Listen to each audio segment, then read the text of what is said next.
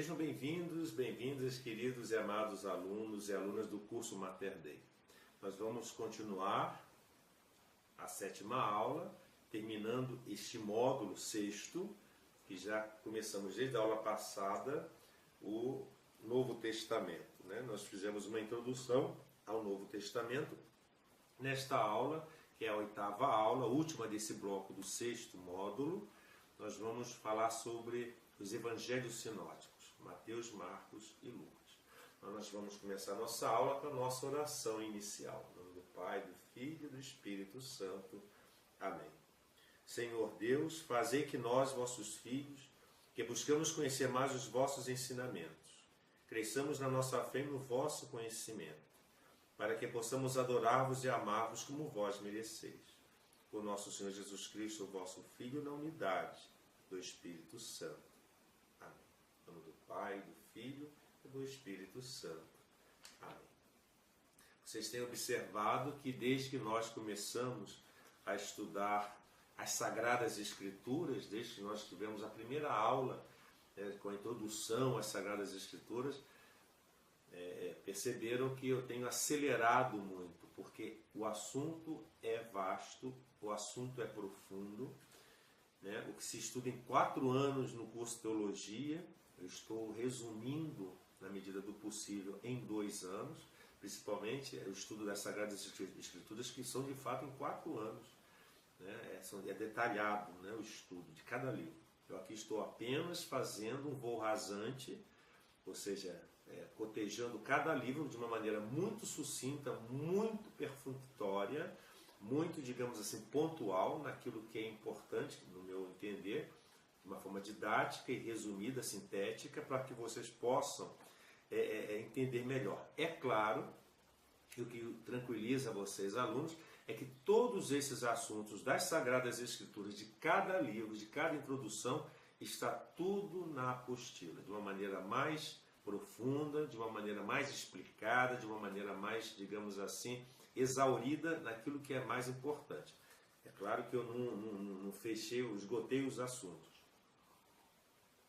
Nem teria como, porque aí teria que escrever vários volumes de livros sobre as Sagradas Escrituras, o que não é a minha pretensão. Estou apenas querendo, nas apostilas, resumir o essencial como forma de orientação para vocês estudarem. Então, leiam as apostilas, acompanhando as aulas de vídeo, mas também leiam os livros da Bíblia. Eu sempre friso, não deixem de ler os livros da Bíblia, porque senão vai ficar um curso muito superficial e não vai ajudar vocês a aprofundarem na Palavra de Deus.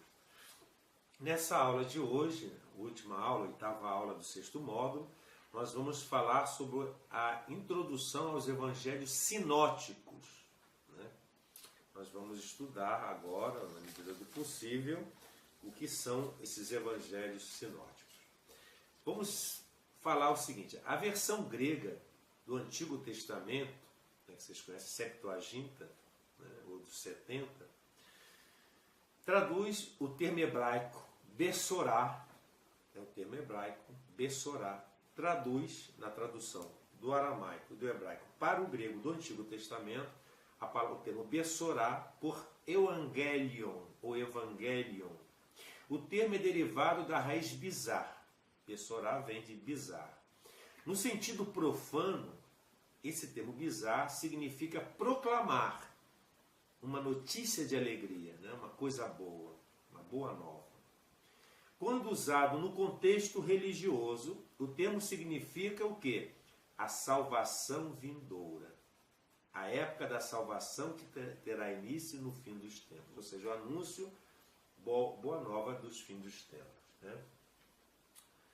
O mensageiro das novas de alegria anuncia a vinda da salvação e ele mesmo traz o seu início, como nós encontramos em Isaías capítulo 52, versículos 7 a 10.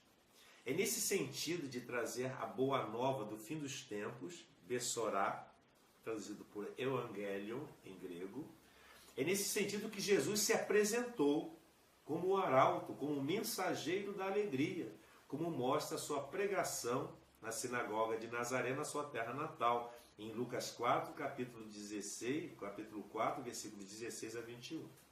Também quando responde à pergunta bastante crítica de João Batista sobre quem ele era, Jesus faz alusões aos sinais dos tempos ligados à época da salvação, que estavam acontecendo por intermédio dele. Mateus capítulo 11, versículo 5. Por isso Paulo compreendeu que Jesus era o conteúdo do Evangelho, a sua vinda, o seu ministério na terra, o seu sofrimento e morte e a sua ressurreição, como nós encontramos no livro de Cartas Romanos, capítulo 1, versículos de 1 a 9, 15, capítulo 15, versículo 19, 1 Coríntios 9, versículos 12 a 18. Segundo ele, o Evangelho, segundo São Paulo, o Evangelho é a mensagem salvífica de Jesus Cristo. Evangelho é, portanto, a mensagem proclamada, um conceito não literário, tudo menos um livro. Mas os evangelhos não são descrições da vida de Jesus. Eles não mostram interesse pela aparência externa, nem pelo seu desenvolvimento interior ou exterior. Os dados biográficos de Jesus são escassos. Os evangelhos nos evidenciam os motivos da ação de Jesus, os propósitos da missão de Jesus. A sequência cronológica exata dos fatos não nos é apresentada. Então, não existe uma exatidão cronológica, historiográfica da missão de Jesus. Em vez disso, os evangelhos são proclamados sobre Jesus Cristo, a sua pessoa, em forma escrita no sentido de quê? De registrarem os atos e as palavras de Jesus. Isso que importava.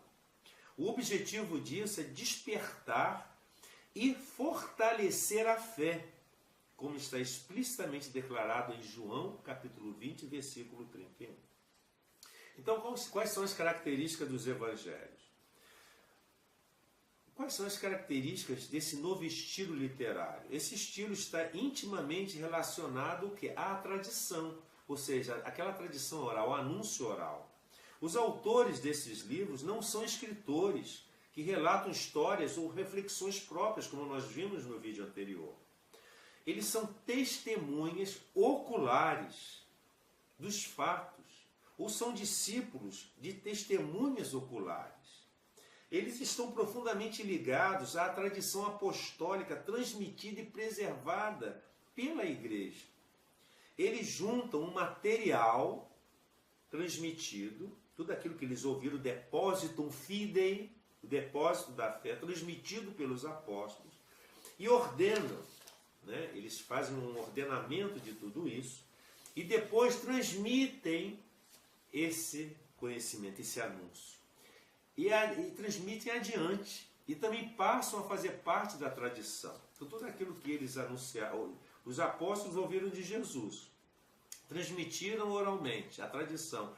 E os discípulos dos apóstolos também transmitiram. Era a tradição, nesse sentido, de traditio, de entrega, de transmissão. Eles estão comprometidos com as palavras faladas e com os atos de Jesus. Não com a biografia em si da pessoa de Jesus, enquanto figura histórica, mas enquanto mensageiro. Né? Isso que é importante. Os 4 evangelhos nos transmitem o ministério público de Jesus de forma semelhante. Há uma semelhança entre eles. Há um esquema, digamos assim, de semelhança. O ministério de Jesus começa com o batismo de João Batista e está determinado por seus discursos e atos. No final do ministério de Jesus está a história do sofrimento que se encerra com o relato do encontro com o ressuscitado. Os 4 evangelhos querem anunciar Jesus Cristo aos seus leitores e fazem isso ao contarem os acontecimentos da vida dele. Eles fazem a continuação daquilo que começou no dia de Pentecostes, em Jerusalém. Anunciam os grandes atos de Deus. Esse foi o grande romper arrebatar do dia de Pentecostes. Anunciar os grandes atos de Deus e evidenciar o que significa para a vida de seus leitores essa mensagem salvífica. Mas sempre se trata do evangelho único de nosso Senhor Jesus Cristo. Ou seja, o evangelho é um só. A forma como ele foi divulgado é que se diferencia, cada um de um estilo diferente. Daí se conclui que a igreja antiga, a igreja primitiva, estava certa ao denominar os evangelhos como Evangelho de Marcos, Evangelho segundo Lucas, Evangelho segundo Mateus, Evangelho segundo João. O Evangelho único foi recebido por várias testemunhas que o registraram de forma escrita e o transmitiram adiante. Mas por quais razões o Evangelho foi colocado de forma escrita, se ele foi inicialmente oral? Poderíamos pensar que a importância do Evangelho em forma escrita cresceu com a morte dos apóstolos. Alguns, como mártires, foram assassinados por Cristo, por amor a Cristo, pelo anúncio do Evangelho. Mas é provável que já bem antes da morte deles, o registro escrito tenha se tornado muito importante. Pode ser que antes da morte dos apóstolos já existia alguma coisa escrita. A expansão da igreja cristã exigia a transmissão do Evangelho por meio de um texto exato e igual para todos os locais em que era pregado. Tinha que haver uma uniformidade daquilo que era pregado. O texto era dirigido aos recém-convertidos a Jesus. Eles precisavam saber quem é esse Jesus para que pudessem crer. E o que ele disse e o que ele fez, os fatos, os acontecimentos. Também no encontro com críticos contemporâneos, os cristãos daquela época necessitavam de informação confiável sobre a fé. E para isso um relato escrito era urgente, era necessário. Nas leituras no culto precisavam de lecionários nos quais estava anotada a leitura para cada domingo. Ou seja, no dia do Senhor eles se reuniam e tinham que ter textos que de fato fossem fiéis àquilo que foi pregado por Jesus. Para a confecção desses escritos, desses lecionários, desses escritos volantes, textos escritos foram necessários. Os evangelhos surgiram, portanto, das necessidades práticas da igreja cristã emergente, que levava a sério e cumpria a sua tarefa missionária e discipuladora.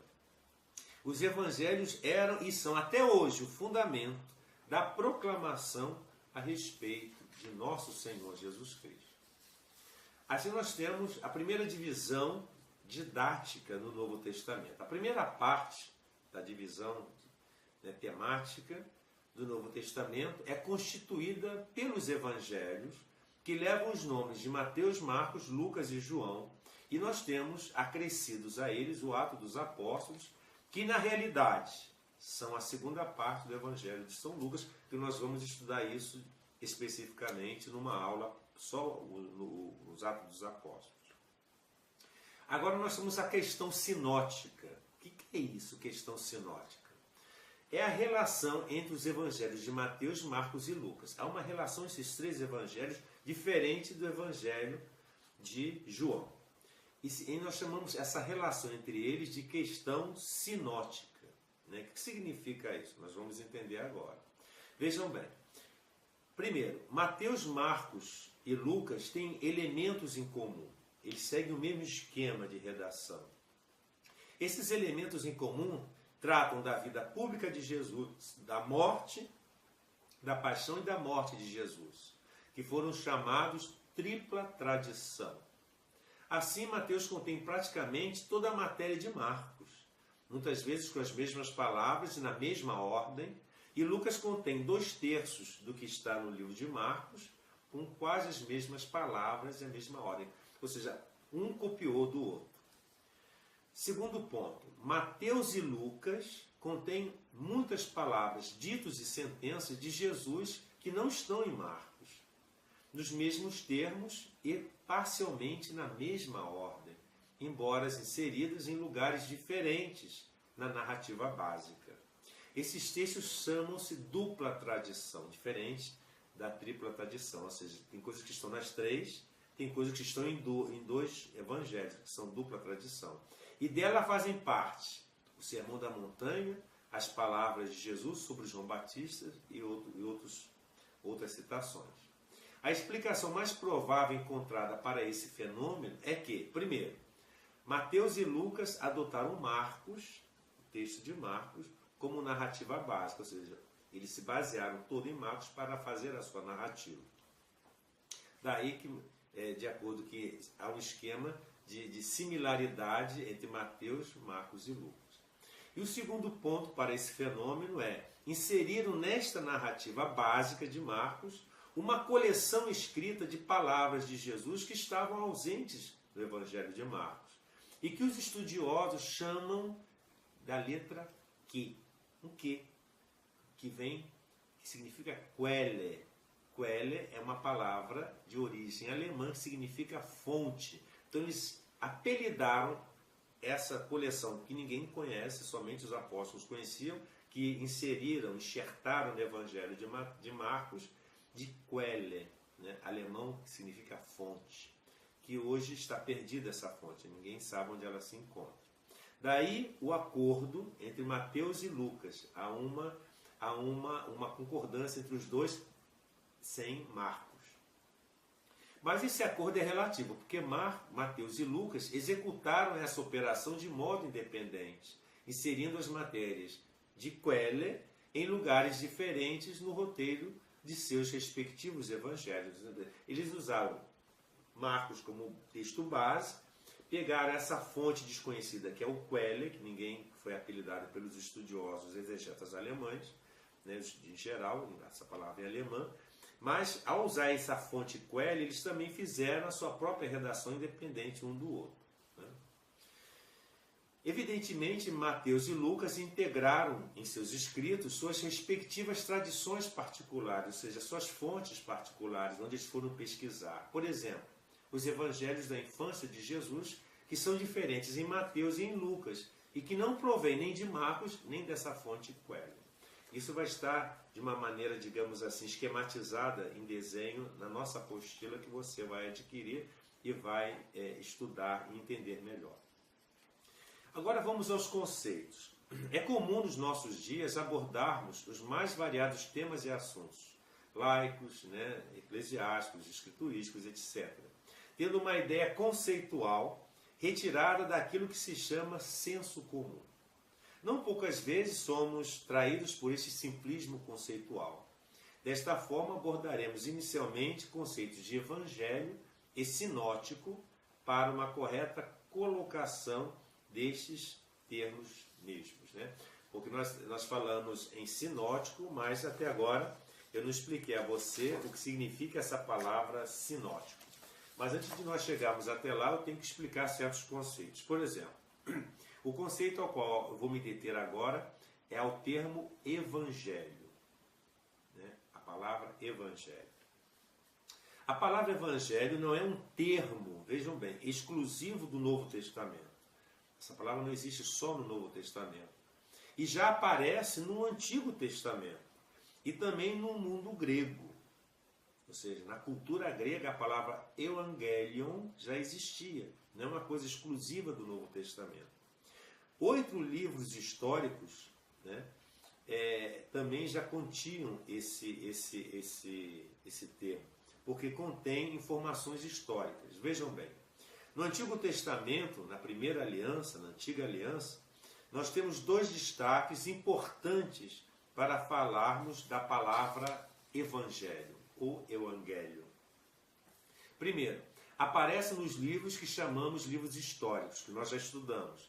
Josué, Juízes, 1º e 2º dos Reis, 1º e 2º livro de Samuel, e fala sobre a boa notícia, né, sendo a vitória sobre os inimigos. Desta forma, já denota sempre conotação positiva, nunca negativa, já no Antigo Testamento, nos livros históricos. No profeta Isaías, no livro do profeta Isaías, a palavra evangelion ou evangelho refere-se à salvação futura, que é sinônimo de vinda futura do Messias. Esta ideia de boa notícia aparece a partir do capítulo 40 e segue até o final do livro, no capítulo 66. Não se esqueçam que o livro de Isaías ele tem 3 partes. O proto-Isaías, o deutero-Isaías e o trito-Isaías. E entre eles há um espaço de 200 anos. Foram autores diferentes, épocas diferentes, né? Recordando que nós já estudamos lá nos vídeos anteriores sobre o profeta Isaías. Porque a palavra evangelion, que significa boa nova, boa notícia, aparece só após o capítulo 40 no livro de Isaías, ou seja, no Deutero-Isaías. Para responder a essa questão é necessário saber que o livro do profeta Isaías está dividido em 3 partes, como eu falei, né? Essa segunda parte a primeira parte do livro, Deutero-Isaías, o proto-Isaías, vai do capítulo 1 ao capítulo 40, que é atribuída ao próprio Isaías, né, no século VIII. A segunda parte de Isaías vai do 41 ao 55, que não são do profeta Isaías, mas de um provável discípulo do profeta ou de uma escola alinhada ao seu pensamento, que corresponde ao período do exílio da Babilônia no século VI. E nesse livro, nesse bloco, se encontram os 4 cânticos do servo sofredor. E a terceira parte, o Trito Isaías, que vai do capítulo 56 ao 66, e esses escritos correspondem à fase pós-exílica. Inicialmente, o profeta Isaías tem a preocupação de alertar o povo eleito, Israel e Judá, sobre os desvios que a nação estava incorrendo, rompendo assim a aliança com Deus lhe havia proposto. Após a experiência da deportação e a permanência no exílio na Babilônia, o que importa é encorajar o povo. Então, o objetivo desse escrito era encorajar o povo, não deixar o povo desanimar. Portanto, a mensagem da esperança, ou seja, a boa notícia, o Evangelho, é que haverá dias melhores, isto é, próprio do tempo do exílio, um tempo de sofrimento.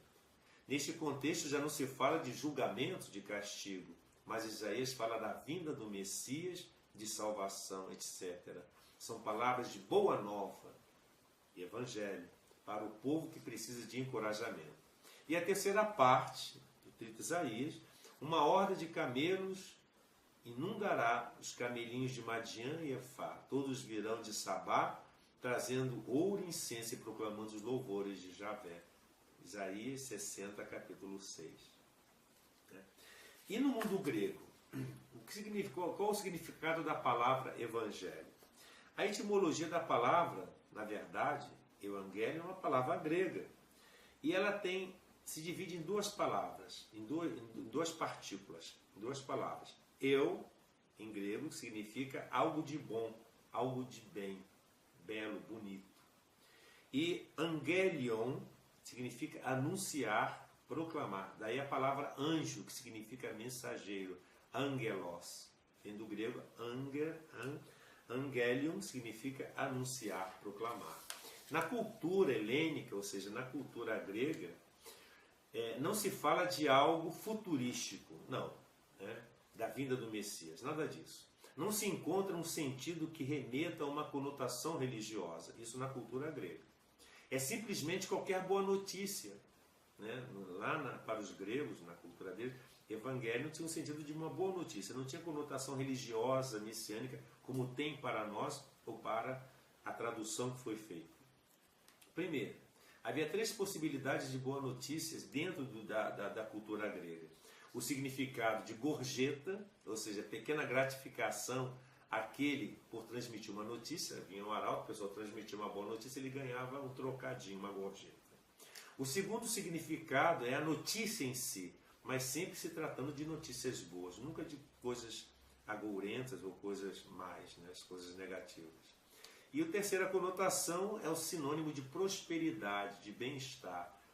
Então, o sentido de evangelho, nesse sentido grego, da cultura grega pagã, era de bem-estar, de prosperidade. E no Novo Testamento, qual o significado da palavra evangelho? Encontramos 2 ideias básicas do termo evangelho no Novo Testamento. Quais são essas 2 ideias básicas? A primeira, nas cartas paulinas. Segundo os escritos de São Paulo, o evangelho é sempre algo que produz nova vida. O evangelho é uma força ativa e operante no ser humano. Como diz São Paulo nas cartas aos Romanos, capítulo 1, versículo 16 e 17, ele diz: na verdade, eu não me vergonho do evangelho. Ele é a força de Deus para a salvação de todo que nele crê. em primeiro lugar do judeu, mas também do grego, porque nele a justiça de Deus se revela da fé para a fé, conforme está escrito: o justo viverá pela fé. Mas também tem, uma outra ideia básica, que nós encontramos no Evangelho de São João. O termo evangelho, no Evangelho de São João, tem sempre o caráter de testemunho.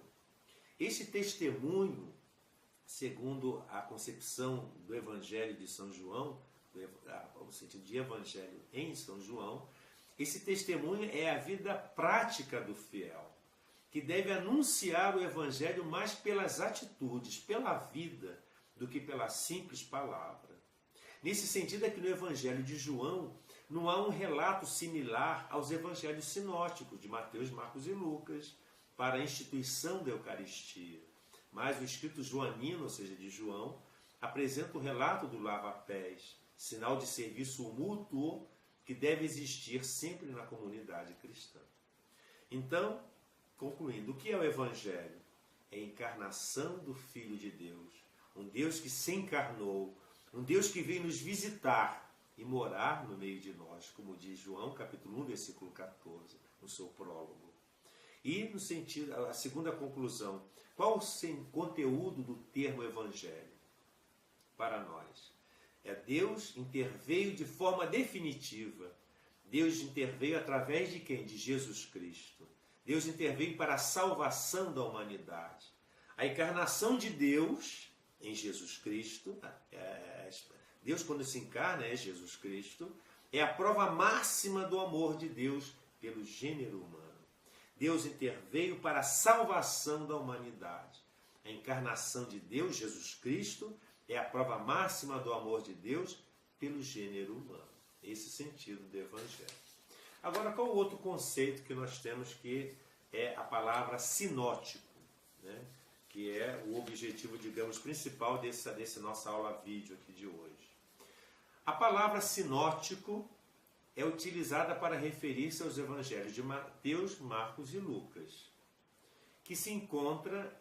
onde se encontra grande semelhança nesses três evangelhos, a palavra sinótico.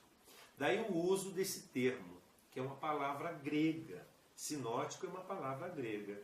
Mas desde quando é utilizado esse termo para esses evangelhos?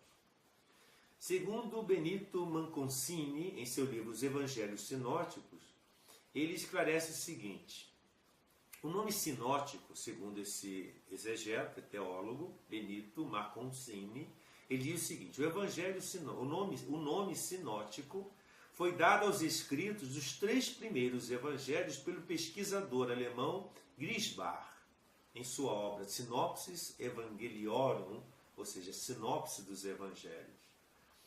A palavra sinopse, que nós vamos ver aqui agora, segundo esse livro de Griesbach, foi publicada em 1776, no século XVIII.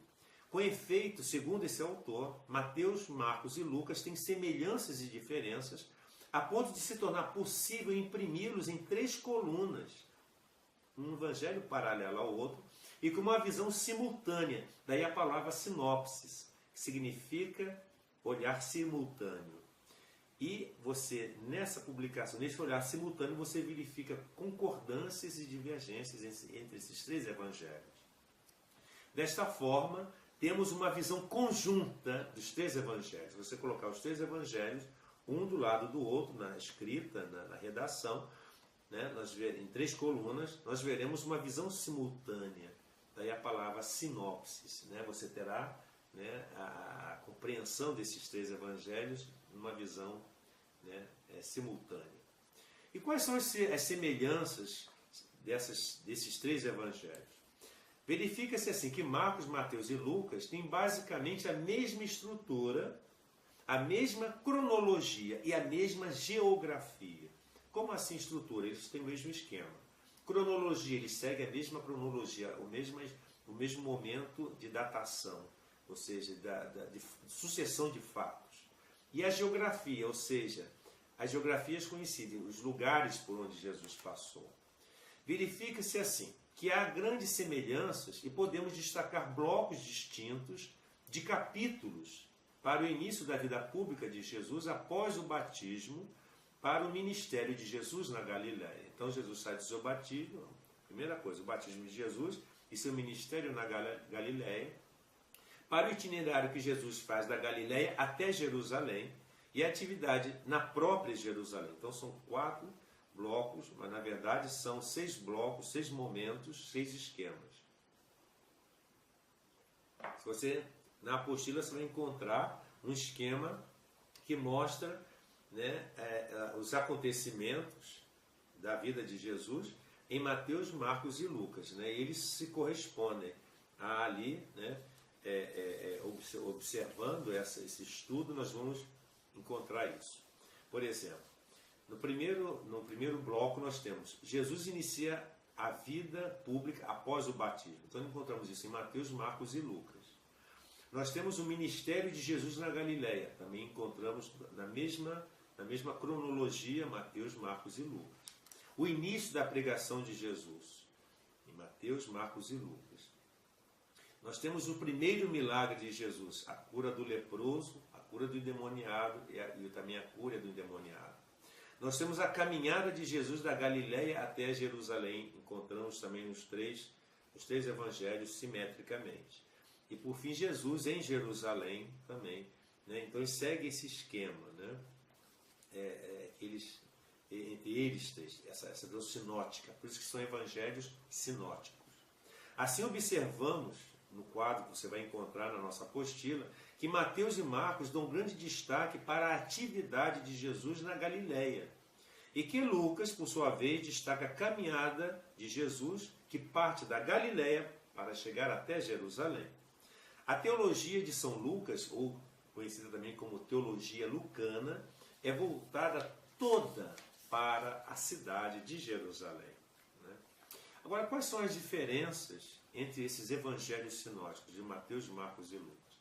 Conforme foi citado, como eu acabei de falar, encontram-se diferenças em blocos semelhantes nos 3 evangelhos sinóticos. Quais são essas diferenças? Primeiro, é o relato da infância. Marcos não tem um relato da infância. Já Mateus narra dentro de uma perspectiva masculina, dando ênfase ao papel de José.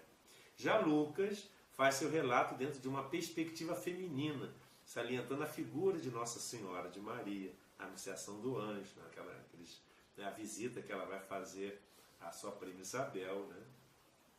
Nós temos as bem-aventuranças, né? Outra diferença, Marcos não tem as bem-aventuranças. Já Mateus relata 8 bem-aventuranças, enquanto Lucas menciona apenas 4 bem-aventuranças.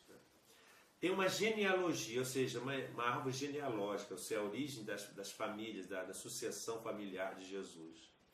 Mateus remete até Abraão, fazendo 3 grupos de 14 gerações. Lucas relaciona 77 nomes, chegando até Adão, né? Vejam bem, né? Enquanto Mateus vai até Abraão, né, Lucas vai até Adão, e Marcos não tem. Jesus ressuscitado, outra diferença. Em Marcos e Mateus na Galiléia, enquanto ao passo de Lucas em Jerusalém. E as parábolas de misericórdia, somente Lucas tem as parábolas da misericórdia. Devido às datas e composições dos seus evangelhos, também fica patente a diferença quanto ao número de versículos que cada evangelho sinótico tem. Vejam bem, Marcos totaliza 678 versículos, Mateus 1068 versículos e Lucas 1149 versículos. Quanto ao mais distante, a data de composição de um escrito evangélico do Jesus histórico, mais elaborado é este evangelho, podendo observar um desenvolvimento maior quanto à reflexão teológica dos acontecimentos relatados. Então, o evangelho de Lucas, dentre os 3, Mateus, Marcos e Lucas, é o mais novo deles, né? E é mais bem elaborado. E quanto à questão da autodenominação de Jesus, né? Como ele se autodenomina? Quando Jesus fala de si mesmo, segundo os evangelhos sinóticos, ele usa o termo incomum, né? Um termo muito comum. Ele se denomina Bar Nachá. Bar Nachá significa filho do homem, ou simplesmente homem. O filho do homem é conceito-chave para a compreensão de Jesus nesses evangelhos sinóticos. Então, Bar Nasha, ou seja, filho do homem, é uma designação, uma autodenominação do próprio Jesus segundo esses evangelistas.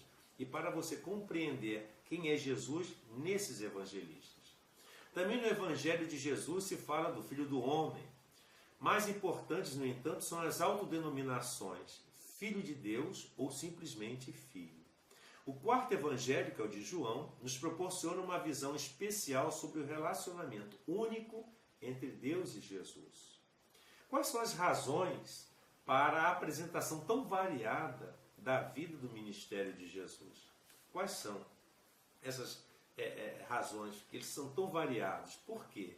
Eles são diversificados nesses evangelhos. Primeiro, vejam bem, enquanto os evangelhos sinóticos ordenam todo o material que lhes foi transmitido do ponto de vista geográfico, o evangelista João, que é o quarto evangelista, que não é sinótico, descreve como testemunha ocular a caminhada de Jesus nas suas etapas. João conviveu com Jesus. Ao passo que os evangelhos sinóticos têm pouco interesse por detalhes geográficos e topográficos, o quarto evangelista, João, que não é sinótico, conta com detalhes até então desconhecidos da vida de Jesus, coisas, detalhes, filigranas da vida de Jesus. Terceiro, enquanto os sinóticos, Mateus, Marcos e Lucas, querem ressaltar ao máximo as declarações e citações do discurso de Jesus, o quarto evangelista sublinha o estilo de oratória de Jesus.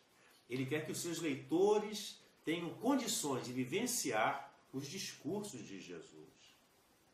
Enquanto os sinóticos reconhecem a sua tarefa principal, que é de fixar e preservar o que aconteceu no passado por meio de Jesus, o quarto evangelista interpreta a vida e as palavras de Jesus do ponto de vista da Páscoa. A Páscoa é que ilumina toda a vida de Jesus.